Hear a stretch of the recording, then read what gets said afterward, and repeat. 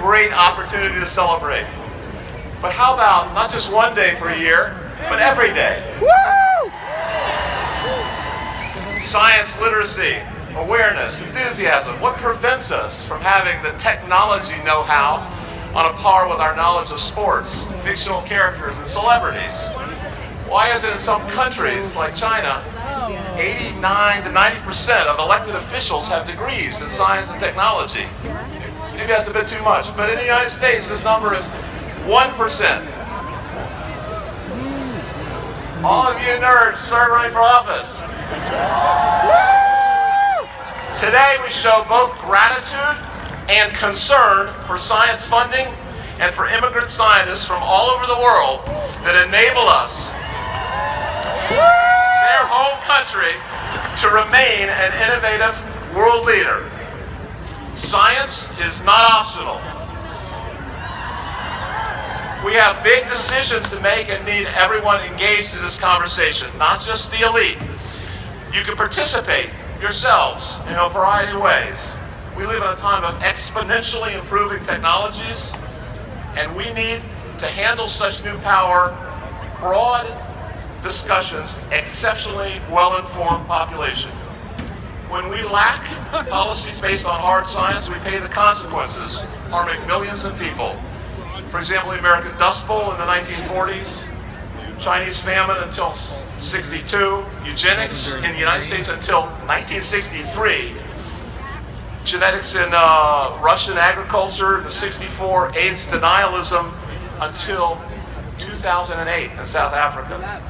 In contrast, when we support science and technology, we enhance the life of billions.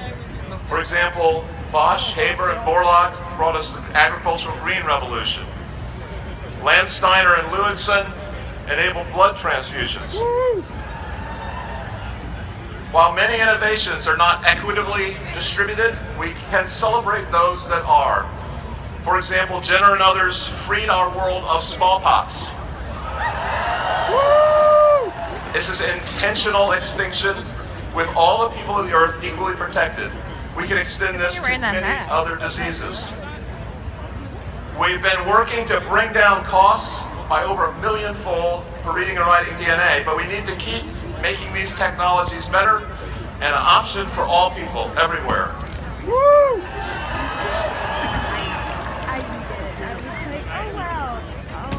The cost is now nevertheless affordable to many people, and if you have your entire sequence of your genome done, you can elect to only see medically actionable facts, and that is my recommendation.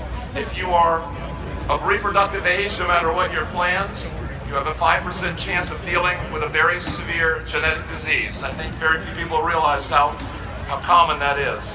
And it ranges from completely untreatable to many millions of dollars to a lifetime. At any age, you have a chance that your genome will suggest a preventative surgery or a drug that adds decades of healthy life. We can and should reduce the cost even more for preventative medicine.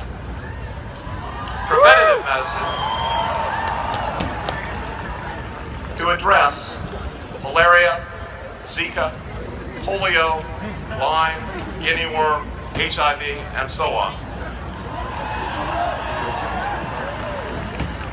So what are the barriers to progress in precision medicine? A big barrier is data sharing. We need open science. Woo!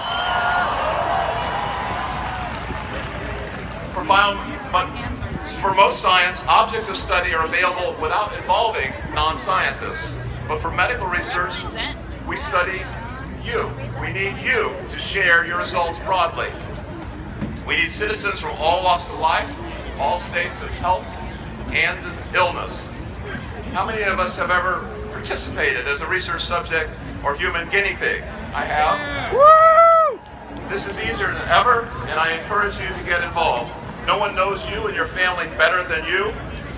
The best way you can extend this day, Earth Day and March for Science, to the rest of the year is to participate in medical research and participate in general. Thank you. Woo!